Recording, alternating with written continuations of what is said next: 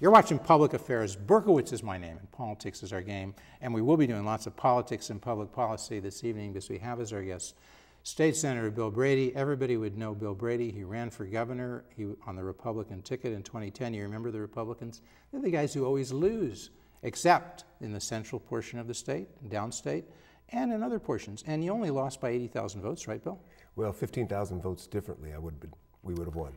That's all, 15,000 yes. votes? I thought it was 80,000. No. So it's 30,000 total? You mean 50? Yes. Okay. So anyway, but seriously, they don't always lose. I don't want to get a bad rep with Republicans here. I got enough trouble, okay? But you should have won that race. I don't mean it was your fault. We won all for but 3 counties. But You're Republicans, but that doesn't matter. Cook County, you have to not win, but you know you've got to lose by not so much, and then the other counties can offset it, right? There's no question. We need to do better in Cook County, and we did very well, as I said, in all but 3 counties. But we're not here to But we didn't talk. have the turnout we really wanted. Here's what we're here to do, Bill, okay? Yeah. We're taping this show on June 10th. John Cass wrote a column, and he kind of rules up here in Cook County. Or as Tony Pryka would say, Crook County. You know that, right? All right, so you know John Cass. Very well. And he said, look, where's the Scott Walker? Where's the guy who will get out in front of the parade, not join the parade? Yeah. Are you that guy, Bill Brady? Well, he's right. And I think we ran a campaign that was very out front on the issues. We talked about Medicaid reform. We talked about pension reform. We talked about reducing the tax burden on average Illinois citizens. All the things that need to be done.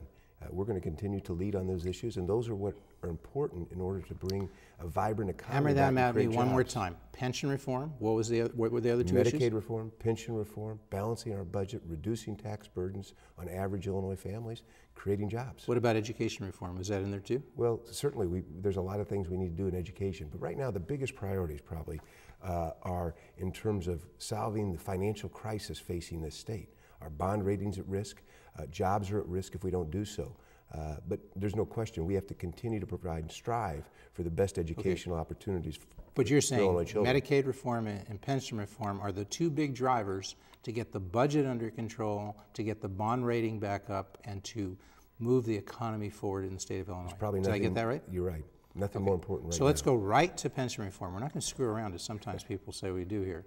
Now, what did you tell people when you ran for governor in 2010?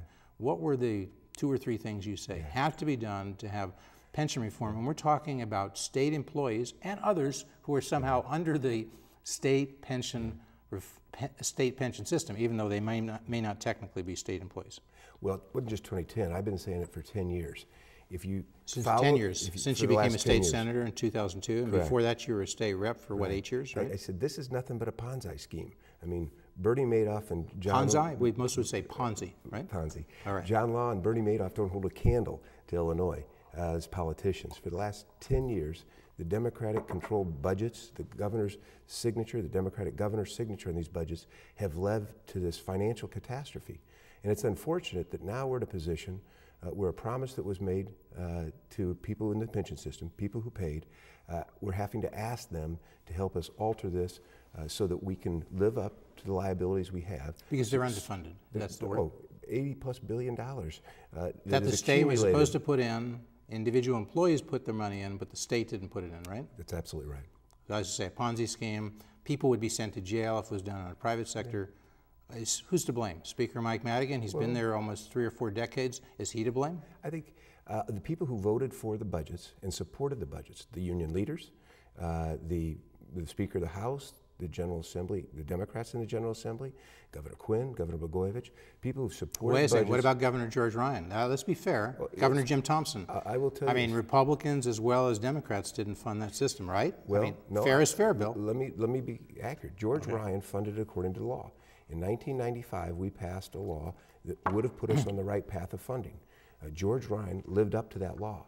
Enter Rod Blagojevich and the Democratic control of the General Assembly. But you know, when they constructed that, the Republicans sort of did that in '95 when you folks had control for 2 years in the State House, right? We tackled the issue. And you had the State Senate, so you had control. Right. But you know what people say you did is you back-ended that.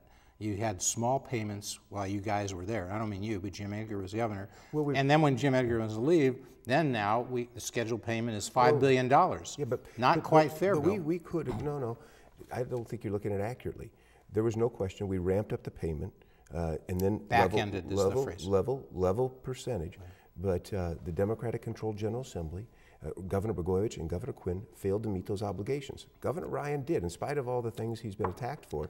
Or despite other things they did, that Secretary of State's office that sent him to jail. Yeah, that's right. So you're not defending those, but you're saying, but on the pension system, George Ryan did what he was supposed to do. He lived up to the law. Jim Edgar, you're saying, did what he was supposed to do? For 2 years. Rod Blagojevich did not do what he was supposed to do. Nor Pat Quinn. Nor Pat Quinn. And, you know, we'd like Pat Quinn to come on the show. We've invited him, and we're fair and balanced. So, Pat, if you want to dispute that, you know, I'm going to do the best job to challenge Bill Brady I can, but Pat, you're the guy to challenge. I mean, you ran against him. And when you were running against Pat Quinn, because sometimes people are now calling this the Brady-Quinn pension proposal. Well, is that right? Is the proposal of Pat Quinn in 2012, is this the Brady-Quinn pension proposal? Well, let me just say this. In that election, Governor Quinn told the unions that he would not do anything to alter their pensions. I was honest with people. I said, if we're going to restore Illinois, we've got to deal with this head on. And it's unfortunate. Which means? That we've got to come up with the reforms. Okay, but give me the 2 or 3 things. Did you tell people that they were going to have to raise the retirement age from 55 and 62 to 67? Did you tell them that in 2010? No. What I said is we're going to have to look at retirement age. We're going to have to look at COLA. One of the most costly portions of the Illinois pension system is something that was passed in, I believe, 1990, which offered 3% compounded cost of living increases. Irrespective of what happened to the cost of living. So it's kind of a misnomer, right?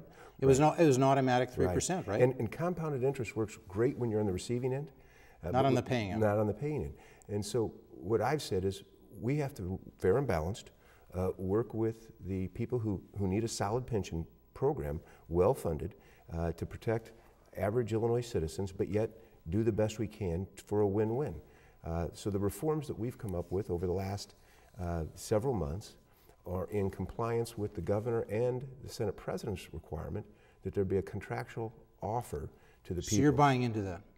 I didn't buy into it, but I agreed to it. Okay, but before we get to that, so back in 2010, you're saying you were telling the voters and the state employees and the people who didn't want to hear it, who would be affected by raising their employee contributions, by raising their retirement age, by lowering the cost of living adjustment. You were telling them, you'd take a look, we had to take a look at those things. We're going to have to have a discussion. You didn't say you're going to have to do those things, you said take a look at it. I said we have to do something. Okay. And you're saying Pat Quinn was telling them, don't have to do anything. Is that what you're saying? That's what I recall. And that's what who is it? Who's the executive director of the American Federation, American Federation for State Council? Henry Bear? Is that who you're thinking of? Henry Bear. He was on this show, and basically he said that, you know, Quinn told him one thing, they gave him money, the unions, and then he did another. He basically says he's adopted your program. Henry Bear says Governor Quinn has adopted the Pat Brady program. Bill Brady. Pat Brady's the Republican chairman. Hi, Pat, we'll have you on there too. Okay. So he's adopted the Bill Brady program, right? Well, I've been honest with the people and the governor. These are so you didn't get the union contributions because you're honest, right? No. But it went to Quinn, he got the contributions, he became governor, and now he's adopted, in large part, at least as a proposal. And to be fair, Quinn has done that as a leader. He's come out and said, we need to raise the retirement age, we need to increase employee contributions. You agree with that, right? I applaud the governor for You agree with increasing employee contributions, right? In the confines of the mix, what I've supported is that in exchange for continuation of health care and pensionable salaries, we need you to take an alternative COLA that's not 3% compounded, but it's more fair and balanced. And you're going to leave them alone on the retirement age, you're going to leave them alone on the employee contributions. You have to understand there's a finite amount of savings in this concept of a contractual offer and acceptance. And the best way we save money is to speed up the funding and to alter the COLA, cost of living increase. Speed up the funding, you mean put more money into it. If we can get more people to accept the alternative COLA, that gives us more resources to pay down the debt faster, but it doesn't, which saves us money. What's the estimated savings from you and the Senate passed legislation that would, at least for 2 of the 5 funds, but only 2. Here's the catch. The catch is we don't know how many people are going to accept the reform because they're going to be given an offer. If everyone accepted the reform, we would save over $100 billion over 30 years. Because of the reduced COLA? Because of the reduced COLA really? And the expedited funding mechanism, which saves us money. What's the expedited funding mechanism? Well, I hadn't heard so much about that. We would put funding on a 30-year GASB funding plan so that 100% of the liabilities would be funded over 30 years. Does that mean that the state over the next 30 years is going to be paying in $80 billion or more? No, we'll actually reduce. We'll pay more than that because, but we'll how much are you going to pay in over the next 30 years? Oh, boy, I think I'd have to go back and look at the numbers. $200 billion you're going to put in? But that's all costs. Well, wait a second, but that's an average of $6 billion a year. You don't got 200. You don't have $6 billion a year to put in, do you? Well, we have to. You don't got. That's not great language, but you know. And that's what we're making. As Barack Obama said, you know, I speak Jeff the common man's touch. Yeah, well, you don't got $200 billion. We do, and we have to live up to this, and that's why we need to create a win-win environment, protecting the people who've paid into the pensions, protecting the average citizens in Illinois. But Bill, excuse me, but are you really saying you're going to put in an average of $6 billion a year that the state of Illinois is going to be able to make that kind of a pension payment each year? I do believe so. Now again, you have to understand, if all the people accept the deal. I haven't heard that one. We're making news here today. Under the demands of the Democrats, the governor and the Senate, we have to enter into a contractual framework. So again, that's presuming everyone takes the deal. I don't believe everyone will take it. And if they don't, then you were saying, do you put in less or more? Well, we'd have to put in more. But again, but the savings will be less because they're not taking the deal. But if they don't take the deal, that means they're giving up retirement health care, and you're saving there, right? We are. In fact, there's some people who say, screw pension reform. If you could just get everybody off, get everybody to agree that they're not going to get any retirement health care for the state employees, then you could deliver on your pension payments. You couldn't probably. I mean, that's a pretty big liability too, right? We need to unfortunately ask for more than that, but we really do want people to be able to maintain their health care in their retirement years. We don't want them to lose that. It's just. But you want them to pay. You want them to pay a little bit more. These people who are taking the deal are going to end up paying more for health care, aren't they? Presumably, under this right plan. now, up until a year ago, they weren't paying anything, right? Yeah, I mean, that was an amazing deal. Well, anybody else got a deal where you're retired and you're paying zero for your health care? But that was not all employees. Teachers paid for their health insurance anyway. But many state employees were not. You're right, and you won't find many states, if any, that do that. No, it's a ridiculous plan. It's a great giveaway. I mean, if you happen to be a recipient, it's nice, but you'd have to be a moron to vote for that kind of thing. Bill, you didn't vote for that, do you? Vote for what? Vote for any plan that gave retirees health care with zero contribution on their part. No. In fact, you wouldn't have supported that. You agree with me? You'd have to be a moron to vote for that, right? In the confines of, I'm not going to label anyone that, but in the confines of what we're dealing with. All right, Fred, you have to run for governor. I can do that because I'm on TV. We have few resources. What we're trying to do is, to use your term, come up with a fair and balanced approach that protects all the people of Illinois, not just specific sectors. All right, so let's go to the current. You know, we're taping this on the 10th. Yes. And now I say again, John Cass said Illinois needs a Scott Walker. And you know, I had David Harris here. You know David. Yes. 2-star general, state rep. And he said, you know, the Republicans can't exercise the leadership here because you need somebody statewide. And he said, Pat Quinn's the governor. He made the proposal, but he's not leading.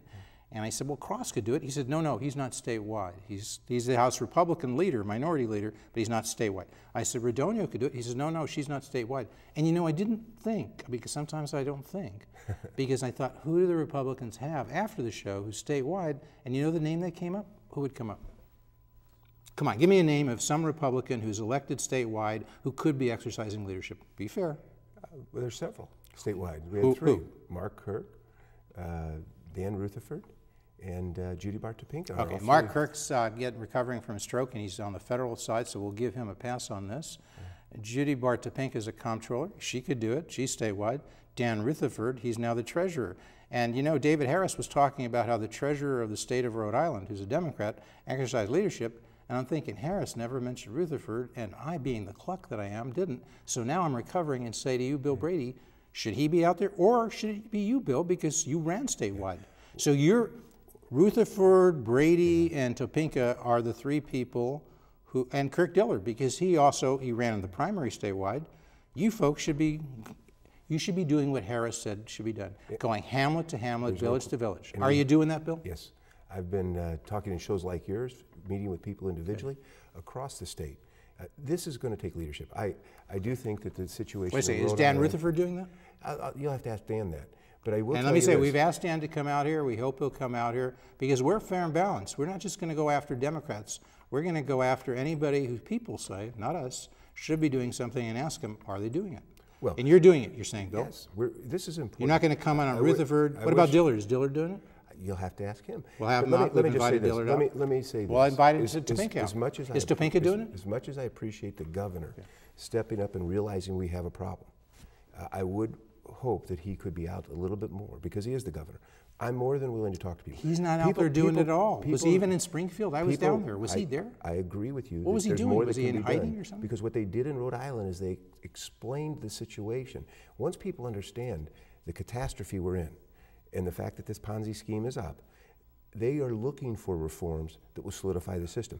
When I explain that to people, they are much more comfortable with the why. They don't agree with it, and they shouldn't, but they understand it, and we need fewer scare tactics and more educational experiences so people understand the deal we're dealing with. And folks, if you watched the David Harris show and you saw I missed a few things, we're doing catch up here. We're filling in the holes. And you can, if you missed the David Harris show, you can watch that on youtube.com/publicaffairs.tv. Our shows go up even before you. I know people are just dying to see this stuff. Keep telling people they can make money to get Berkowitz on, 257 or. They don't want to do it. Bill, those stations don't want to make money. They really don't, right? You've got your following here. I do have my following. Okay, so another thing we forgot, Berkowitz screws up quite a bit, okay? Because the major holdup to passing this stuff on May 31st was this idea of the cost shift. Yeah. The school districts vote for, they set to some extent the pensions for their employees. Not completely. Doesn't the state mandate how pensions will work for teachers? Now, they set the salaries by contract, but let me just ask you, does the state of Illinois set the requirements for pensions for the teachers? Yes. So, in what sense when people say, well, the school district said it? No, the state sets it. Now, the state, so Mike Madigan turns around, and Senate President Cullerton, I think, and maybe you, Bill, you all say, okay, it's unfair. The school districts are deciding pensions, but they're not paying it. They're spreading those costs among the general taxpayer, not the property taxpayers in their district. But is that right? Because the state is setting the pension costs, aren't they? Well, there's a huge educational gap in terms of how this works. You're absolutely right. The state dictates pension benefits for teachers and others. There is this term cost shift, which I think is a complete misnomer. There's no question that I believe there ought to be accountability prospectively on the part of school boards as they relate to pay raises and the cost associated. But what the Democrats are really talking about is shifting the liability of the pension systems to property taxpayers. In those school districts, and to some extent it's warranted because, as you say, a portion of the state pension methodology is set by the state, but to some extent the actual pension levels are set by the school districts because they determine the levels of compensation. Because salary has something. Now, we can change so it's that a shared setting, but yet it's all paid for by the general taxpayers. And there's no question that was gamed for many years, which is why we supported legislation that capped those pay raises at a certain level. We have a problem with this, but to say that they want to shift the liabilities to property taxpayers, that's not pension reform. That's putting off the burden of the state's weaknesses and sins of the last decade onto the property taxpayers, and that's not right. Well, but eventually you want to get there because the school districts do have something to say about the level of pensions that are going to be paid out, and you don't want to have people setting that without incurring any costs. You agree with me on that, right? You are a supply sider, right? You're right. You are, yes. And if you're a supply sider, you want incentives to be aligned properly. They're not currently aligned properly. That's why we talk about accountability. Okay. But we don't talk about and we don't agree with shifting the liability that the state created to property taxpayers. But your point is that should be set aside because that doesn't involve cost savings. That says who pays. That's not reform.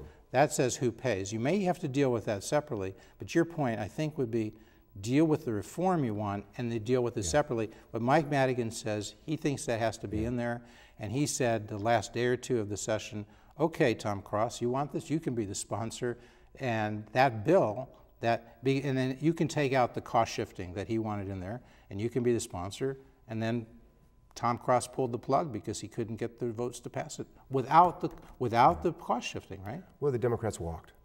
But you also didn't have enough Republicans. even if you had all the Republicans voting for it, you wouldn't have a majority, but you were far short. You might have had some Democrats, well, right? The agreement has always been that the Republicans would attempt to put half the votes on the bill and the Democrats put that. We're in a position to do that, we believe. We did on the bill that passed the Senate. So Madigan walks, Cross can't get it through, that's where that sits. The Four Tops are meeting with the governor. They met earlier this week. We're taping this on the 10th. They're going to meet again probably on the 21st, the Four Tops with the governor. Well, our and something may come of it, right? Our pension working group, Elaine Neckritz, myself, and Darlene Singer, met with the four leaders and the governor you were there this last week. We brought everyone up to date. Some more questions were raised. We agreed we'd take 2 weeks to do some fact finding to answer those questions, with the presumption that on the 21st we'll meet again and hopefully the Four Tops and the governor and you and Elaine Neckritz and Darlene Singer? Okay. And then something will happen at that meeting? Well, do you think you can get an agreement that could be shaped into legislation and soon would be sufficiently delineated so the General Assembly could be called back into session and something passed? I think we've agreed on the reforms. When you say we, who's we? I think collectively, the in Four a bipartisan Tops, way, we've you, agreed on the Neckritz, reforms. and Sanger, and Quinn. It's just, the eight of you have agreed. Now, yes. Let me just get this right. The Four Tops, Madigan, Cullerton, Radonio, and Cross, the three people in the committee, Neckritz, Brady, and Sanger, and the governor, Quinn. Those 8 people have agreed now. Is that what you're saying? I believe that we have conceptually agreed, and in fact could agree on the reforms. The whole idea and concept, though, of throwing the liabilities off onto the property taxpayer.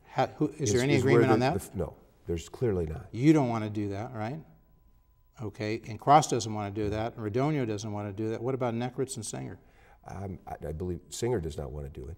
That's 4. And Neckritz would probably support it, but I'll let her speak for herself. What about Quinn? Quinn said he didn't want to do it, right? No, clearly. So the majority of you don't want to do it. I'm counting noses here, right? Clearly the Democrats. Madigan wants to do it. Clearly the Democrats want to do it. Politically, it's a good idea for them because their downstate suburban is more Republican than Democratic. They want to push costs onto Republicans.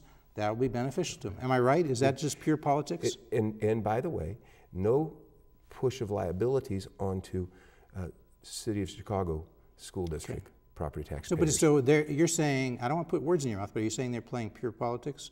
Politically, this is a wise idea. Well, policy-wise, you're saying not. No, policy-wise, we agree on prospective accountability. Policy-wise, we disagree on shifting the burden of the state's sins, the liabilities, onto property taxpayers. All right. But you would be, part of the proposal is to transition this in. A very small percent, 1% of the payroll would be borne by the real estate, by the property tax owners in those districts. Small percentage spread out, transitioned in over, what, 20 or 30 years. Could you buy into that as a compromise? These are the state's weaknesses. Let me go back to this. We can't spend the rest of the show. We only have a few minutes left. Earlier I told you that if 100% of the people adopted the reforms, we'd be in a good position. Okay. We don't know how many people are going to do it or what the true costs are. Until the election period's over, we won't be able to tell people the truth about it. You think the constitutional issue is handled by this trade, this discussion, this compromise, and if you can get the reforms passed you want, you think the state Supreme Court's going to say this is constitutional, right?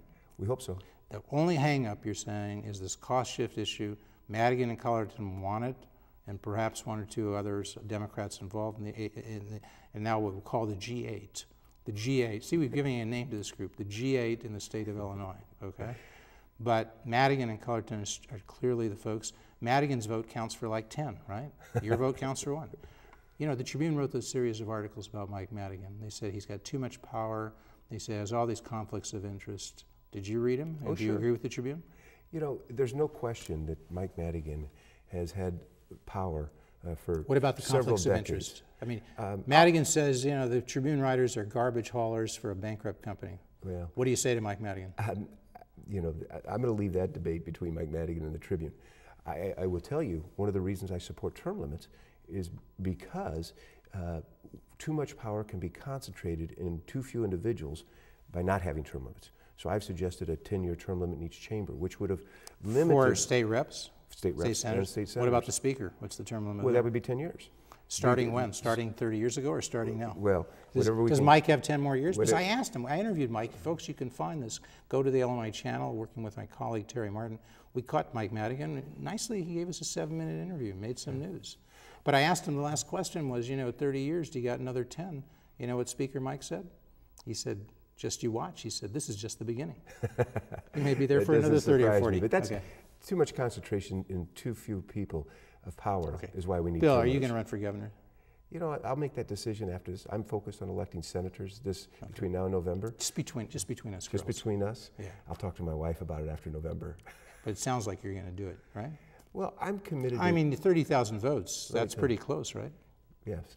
I'm committed to making Illinois the best state in the nation for average Illinois citizens. And I think I could do a lot by being governor of the state. Did you lose because of the social issues? Rich Miller said it was personal PAC and Terry Cosgrove, and you just, there are too many upstate suburban folks who can't buy into your no exceptions policy on abortions. Is that right? You don't think abortion should be legal except, unless it's the life of the mother, no abortion, no exceptions for rape or incest, right? Well, we've made my position clear. Let me go back. But did you lose because of that? Did you lose because of that? No, I don't believe I lost. The reason I think, well, let me go back to a conversation I had with Jeb Bush after the election. He said, Bill, just so you know, I don't think I would have won the second time if I didn't lose the first time. This is the first time I'd been on the statewide scene in a general election. People got to know me. I think the more they got to know me, the better off I was. You're a likable guy. But seriously, I'm not buttering you up. You are a likable guy. You're kind to say If you came on the show maybe once a week, I think we could get you elected. Be happy to come on as much as you'd like, because we always have a good discussion. No, but seriously, was it just that you weren't known enough? Some people said you didn't spend enough time. I know you had an apartment up here. I know you were working the upstate area, north of I-40. Is it north of I-80? Okay. But some people said you just wouldn't get out there and spend enough time upstate. What do you say to those folks? They're wrong. Our campaign was strategic in the point that I needed to get everywhere I did the least well in the primary. We knew that. So that's where we spent most of our time. Can you beat Dan Rutherford? I mean, you guys are drawn somewhat from the same pool. He's from Central Illinois. Isn't he from Central Illinois? I don't even know if Dan Rutherford's running. Is he from Central Illinois? He's from Chinoa.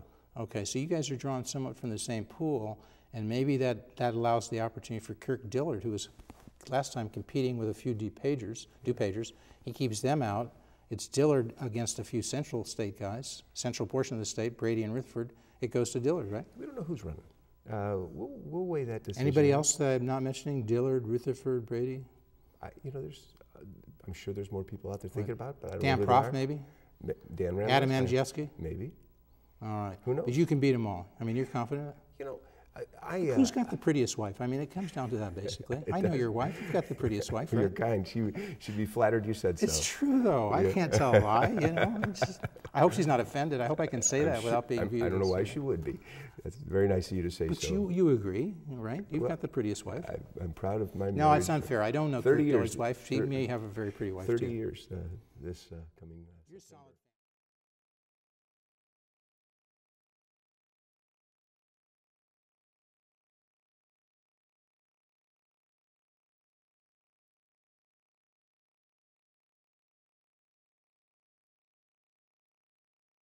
a lawyer here in Chicago. So you're gearing up for a run.